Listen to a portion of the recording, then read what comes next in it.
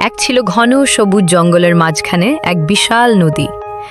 নদীর এক পাশে ছিল ফল ফুলে ভরা সুন্দর এক দ্বীপ, আর অন্য পাশে ছিল শান্ত একটা পুকুর। সেই পুকুরে থাকত এক বুদ্ধিমান কচ্ছপ, আর নদীতে থাকত এক শক্তিশালী কিন্তু ধূর্ত কুমির। কচ্ছপটি ছিল খুব শান্ত আর চিন্তাশীল। সে সবসময় ভেবে চিন্তে কাজ করত। অন্যদিকে কুমির ছিল একটু লোভী আর চালাক। সে সবসময় ভাবত কিভাবে সহজে খাবার জোগাড় করা যায়। একদিন কুমির নদীর ওপারের দ্বীপে গেল। সেখানে সে দেখল এক গাছে ঝুলছে লাল টুকটুকে ফল। সে কিছু ফল খেল এবং অবাক হয়ে গেল, এত মিষ্টি ফল সে জীবনে খায়নি। তখনই তার মাথায় একটা পরিকল্পনা এলো। কুমির ভাবল, যদি কচ্ছপটাকে এখানে আনা যায়, সে নিশ্চয়ই এই ফল খাবে, আর ফল খেলে তার মাংস আরও সুস্বাদু হবে। পরদিন কুমির পুকুরে এসে কচ্ছপকে বলল, বন্ধু কচ্ছপ, আমি এক দারুণ জায়গার খোঁজ পেয়েছি। নদীর ওপারে একটা দ্বীপ আছে, সেখানে এমন মিষ্টি ফল আছে যা তুমি কল্পনাও করতে পারবে না।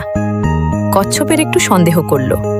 সে কুমিরকে খুব একটা বিশ্বাস করত না, তবুও কৌতূহল সামলাতে না পেরে বলল, ঠিক আছে, তবে তুমি যদি আমাকে নিরাপদে নিয়ে যেতে পারো, আমি যেতে রাজি। কুমির হাসল, তুমি আমার পিঠে উঠে বসো, আমি তোমাকে নিরাপদেই নিয়ে যাব। কচ্ছপ কুমিরের পিঠে উঠল। তারা নদীর মাঝখানে পৌঁছাতেই হঠাৎ কুমির তার আসল রূপ দেখালো। সে হেসে বলল, কচ্ছপ, সত্যি কথা বলি, আমি তোমাকে ওই দ্বীপে নিয়ে যাচ্ছি না, আমি তোমাকে খেতে চাই। কচ্ছপের বুক ধক করে উঠল, কিন্তু সে ভয় পেয়ে গেলেও মাথা ঠান্ডা রাখল। সে জানত এখন বুদ্ধি খাটানো ছাড়া আর কোনো উপায় নেই। সে শান্তভাবে বলল, কুমির বন্ধু, তুমি তো আমাকে খেতেই চাও, ঠিক আছে, কিন্তু তুমি একটা বড় ভুল করে ফেলেছ। কুমির অবাক হয়ে বলল, ভুল? কি ভুল? কচ্ছপ বলল, আমি তো আমার কলিজাটা পুকুরের ধারে রেখে এসেছি। আমরা কচ্ছপরা সবসময় আমাদের কলিজা আলাদা করে রাখি, যাতে শরীর হালকা থাকে। কুমির একটু থেমে ভাবল। সে খুব একটা বুদ্ধিমান ছিল না। সে বলল, ও, তাহলে তো তোমাকে খেয়ে কোনো লাভ নেই। চল, আমরা ফিরে যাই।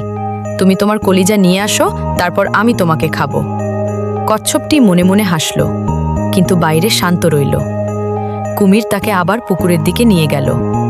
পুকুরের কাছে পৌঁছানো মাত্র কচ্ছপটি দ্রুত পানিতে নেমে নিরাপদ জায়গায় চলে গেল। তারপর দূর থেকে বলল, কুমির, তুমি সত্যিই খুব বোকা।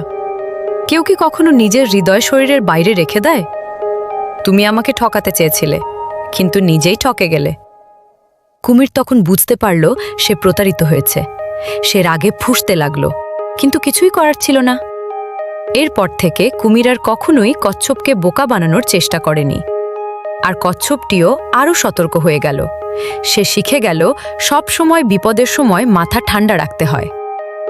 নৈতিক শিক্ষা: বিপদের সময় ধৈর্য ও বুদ্ধি সবচেয়ে বড় শক্তি। লোভ আর ধোঁকা শেষ পর্যন্ত নিজেরই ক্ষতি করে।